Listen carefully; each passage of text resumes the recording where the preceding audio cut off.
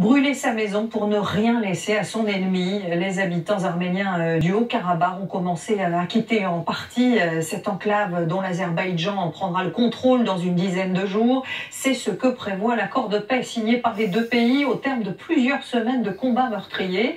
Une bataille territoriale qui est aussi, vous allez voir, une bataille religieuse entre chrétiens et musulmans. Olivier Santiki. Une longue perche enflammée sous la toiture, un claquement de portière, un exode vers l'Arménie. Depuis 3 jours, de nombreux habitants arméniens autour du Haut-Karabakh abandonnent leur village, désormais situé en territoire de l'Azerbaïdjan. Fini la guerre, place à la terre brûlée, pour ne rien offrir à l'ennemi, ni à son allié turc.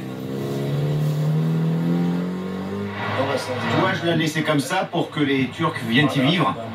Ce serait bien, tout serait prêt pour eux, hein. Tout le monde brûle sa maison, tu ne vois pas? Je devrais faire la même chose. À qui devrions-nous la laisser?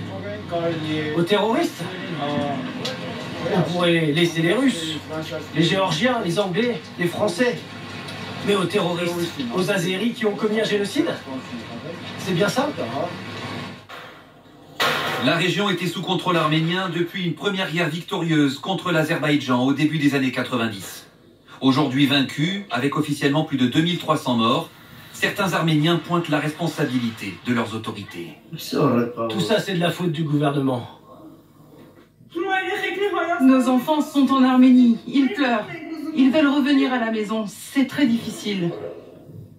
Conclu sous l'égide de Moscou, l'accord prévoit l'interposition des troupes russes. Elles sont bien présentes, notamment aux abords du monastère de Dadivank, fondé au XIIe siècle. Lui aussi se retrouve désormais en Azerbaïdjan. Son prêtre a décidé de rester, mais il a demandé aux fidèles arméniens de mettre à l'abri tous les objets liturgiques.